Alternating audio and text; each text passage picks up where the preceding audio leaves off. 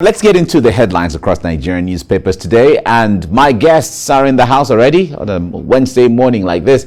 I have Tunji Abdulhamid here. Good morning, Tunji. Good to see you. Good morning, Mike. You're welcome. Thank you. Great. Our president. And we have Jide Ologun here as well. Jide, good morning. Good morning. You're Mike. welcome. Thank Great you. to see you. Thank you. Now, let's begin with Daily Times this morning. Daily Times says, despite sack by court, Umahi says, I am still Ebonyi governor. Despite sack by court, Umahi says, I'm still Ebonyi governor. Deputy governor, 16 legislators also sacked for defecting to the APC. And sacked governor heads to Court of Appeal as PDP names replacement for sacked Ebonyi governor and deputy. All this on the front page of the Daily Times. We'll certainly look at this as we open discussions. Blueprint says defection sacked. Umahi insists I won't obey court order. That's what the Blueprint has in there. From there, let's go to this Nigeria. Ebonyi political saga. Court knocks out Umahi. That's what this Nigeria says. Nigeria Tribune is next, and it says PDP moves to take over Ebonyi as court sacks APC's Umahi and deputy. Party nominates Igariwe Udogu as replacement for Umahi, and Igwe sends names to INEC. All that on the front page of the Nigerian Tribune. From there, let's go to the Guardian newspaper. Guardian says court sacks Umahi, deputy access 16 lawmakers over defection. All that on the front page of the Guardian newspaper. Let's go to the Vanguard. And Vanguard says why court sacked Umahi, deputy, 16 lawmakers. All that on the front page of the Vanguard newspaper. Daily Sun is rolling on the same way. It says Umahi talks tough after court sack. Vows not to vacate office, heads to appeal court. And deputy, 16 lawmakers also sacked. Protest jubilation in Abakaliki. All right, these are all follow-ups to this. The Nation newspaper is saying that APC soft landing for Buni as Sani Bello consolidates. Yobe governor Akpanudo eased out, and Senate caucus decries uncertainty. All that on the front page of the Nation newspaper. News Direct says National Convention APC adopts report on zoning formula. News Direct says APC adopts report on zoning formula. Leadership newspaper is next. Senate ignores court ruling, begins amendment of new electoral act. Okay, that's what the Leadership newspaper says. And from there, let's go to Daily Trust. Daily Trust says how bandits ambushed, killed 63 vigilantes in Kebbi State. Informants leaked plan to repel bandits' attack, and Buhari urges proactive action. That's what the Daily Trust has. Really a sad situation when this report came in. The Punch newspaper is next, and is focusing on crude oil price. MAN, that's the Manufacturing Association of Nigeria, warns of hyperinflation. Subsidy hits 400 naira, diesel 625 naira. Aviation fuel hits 550 naira per liter. Air travelers stranded to pay more will rely on diesel. Rise in price means higher cost of production. MAN is saying this. That's the Punch newspaper. Business Day is next. Business Day says Nigeria's petrol subsidy set to surpass 3.36 trillion naira oil revenue. That's Business Day. National economy is the last one we're looking at now. Nigeria loses 600 billion naira annually to capital flights in insurance industry. Okay, now these are some of the headlines across Nigerian newspapers we'll be looking at. But before we open the discussion, let's go on a short break, and then we'll come back to dwell on these issues that Nigerians would like to listen to. Stay with us on the program.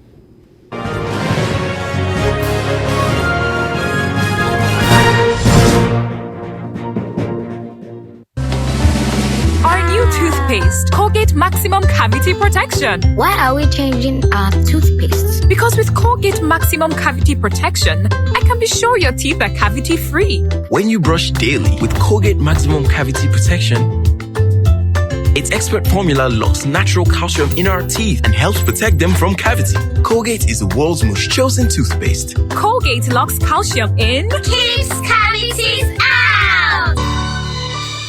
Every harmattan, he falls sick so frequently and misses school often. I keep him away from junk food. She also feeds me apples. She says an apple a day keeps... If you want to keep germs away, then use Dettol soap regularly. Meaning? Germs and disease spread easily during harmattan. For this, use Dettol soap. Dettol protects from up to 100 illness-causing germs. Dettol soap is endorsed by the Nigerian Medical Association. Be Dettol sure. You know, everything in life has a recipe. Really? Yes, dear. Like the recipe to rule a great empire.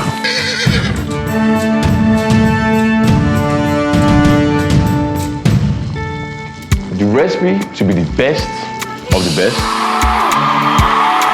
You've got the recipe.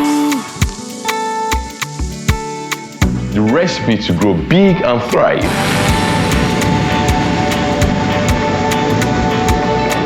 And the recipe to lead the world. Every recipe is about making what you want from what you have. So, I have the recipe to be whatever I want. Exactly. You have the recipe. What will you make? Nestle. Good food, good life.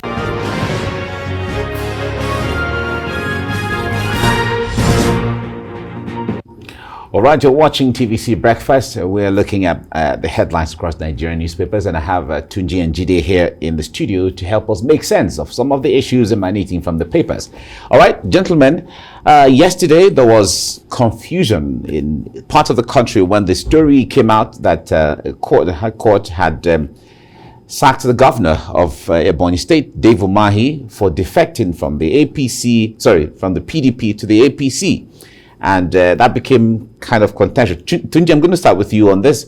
I just spoke with the APC chairman, Cross River State, who said that if I use the very strong words as to what the judiciary is doing, interfering in what's going on. But however, talk to us basically, what does this mean for democracy? We've had precedences, before. Talk to us on this. It is a victory for the democracy. It's victory for democracy. Yes, and it's a positive thing for the country.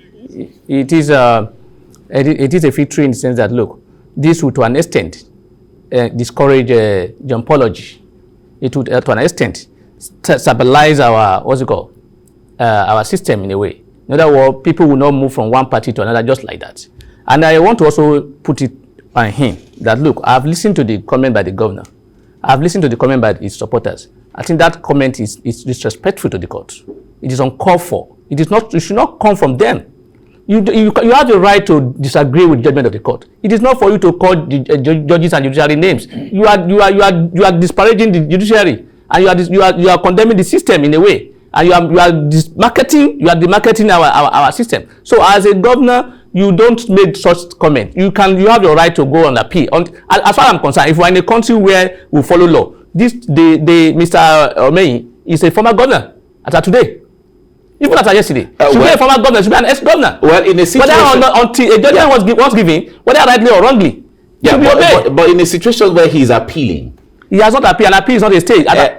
We understand he's going to appeal, of course. But the point there is, until the new governor comes in place and is sworn in... No. Even if he appeals, okay, as long as the court has pronounced that he is no longer the governor of that state, he's an ex-governor. So who becomes the governor? That is lacuna in the law for now. And that is lacuna in the law. No, let me just conclude. You see, I agree with the judgment. People are looking at the judgment from different angle, and I'm looking from the other angle. What the court is saying is that, look, there's no provision in the law regarding whether a governor can defect or whether he defect. These are the consequences. There's also no provision in law which encourage or permits a governor to take away mandate given to a party to another party. Because what the court is saying is that, look, you can't take a mandate, because we have seen that. But I listened to your previous guest. He was talking about article. They are not the same. What was decided in the article case was whether or not join another party makes him resign his appointment. Maybe what is before the court here is not about resignation. It's about whether or not, having defected, he can go away with the vote of the party. Because in Amechi and Indek and the Yayabelo in 2007, in 2016. The Supreme Court also affirmed it that, look, votes belong to party. So in as much as the vote belongs to party, if you leave my party, you can't go away with my vote. you have to drop the vote. But the lacuna is now is whether how the new person will come in, whether they can just nominate or whether there will be another procedure. Or fresh we elections. need to, thank God we are amending our constitution. We need to also look at this scenario. All right, Jide, how do well, from what Tunji is saying, it means there are angles to it, there are sides to it. Fine. So talk to us from the other side. Let's see how we can get enlightened in this regard. You know, we have three arms of government: the executive, the legislative arm, and the judiciary. And the judiciary is to interpret the law. And PDP went to court on some basic issues. And Barrister Abdulhamid mentioned one. This is our party's victory. If you have benefited from it, please maximize it for the party. If you are going to another party, you drop it. And the court looked at that and came to a conclusion that you may have the opportunity to jump boat if you have crisis in your party. And that was not the situation with the governor and his deputy governor and the House of Assembly members that ported to APC. That, okay, drop their victory for them, let them present somebody that will occupy the office. But the case here now, which is systemic, is that INEC that should carry out part of the mandate of the decision is saying we have not received the certified true copy of the court judgment, and the governor is saying, I'm not going to live here. So to what extent do we respect the rule of law? But I know that we had a similar precedent in Bayelsa State, where Leon was declared the governor in November 2019, and in less than 24 hours to his inauguration, the Supreme Court stopped him, and he had no choice than to step aside, and a new governor came in. So we are putting democracy to test. And again, there are lessons to learn here. We have cadres of interest in politics. We have national interest, we have party interest, we have personal interest. So if you have leveraged on the efforts of the party, then if you are dumping the party, you must do it in a decent manner. All right, it's either you ask them to bring a candidate that you are no longer interested in the manifesto of this party, you want to see greener pasture elsewhere, but you don't eat your cake and have it, except you take the photograph and keep it somewhere. You see, and I think that is where we are. And in fact, some of us have been suggesting to the National Assembly that look at this gap. It's not good to just, you see, it does not help our democracy. You have to keep on the lane. You see, so, but now is asking to go on appeal. But before the appeal, the court has pronounced, and on complimentary comments about the judiciary, I think it's just an expression of is an emotional ventilation, because if you win a case, you commend the judiciary. If you lose, definitely you want to castigate. But right now, this will not just help us to put things in perspective by the judiciary, but to also send signals to the National Assembly that can you look at these gaps? How in the future do we ensure that we don't have scenarios like this? You recall what happened in Kogi State that brought in Yaya Bello, how a candidate died at a very sensitive moment during the electoral processes. The amendment is taking care of it now. So why don't you look beyond the fact that, okay, I am a politician, I have won elections, I'm there now. Whether you are there now or not, do the right thing. You may come back to complain. Right now in Nigeria, Professor Jega is complaining about leadership. He was the chairman of INEC, the midwife of this present regime. So we need to upscale our processes, and above all, and to anchor it here, I want us to come to a point where we give the rule of law its right of place. It's not that you lose in court and you are threatening that you will not leave office. I think they should go and learn. Also in the US, Donald Trump did not want to leave the White House, but somehow he left. You see, so, and I must say kudos to the judiciary. And again, this is an advice to politicians. It's better to measure 10 times and cut once than to measure once and cut 10 times. I wish all of them the best, but please Let it be about state interest, good governance. All right. Now, Tunji, what scenarios, objectively and ideally, what scenarios can play out going forward from this issue in Ebonyi State? Yeah, knowing fully where the way our system works, the governor will go on appeal.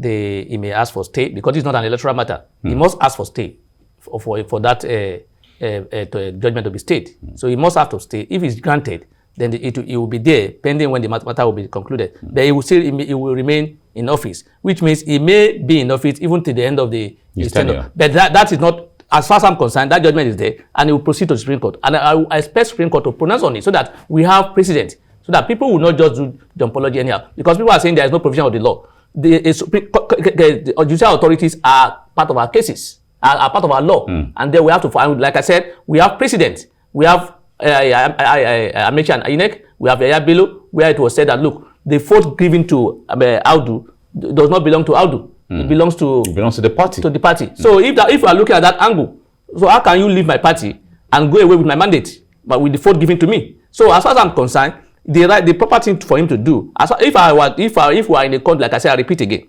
it should be called ex-governor as of today. That's what we should be doing. It should be an ex-governor, as far as I'm concerned.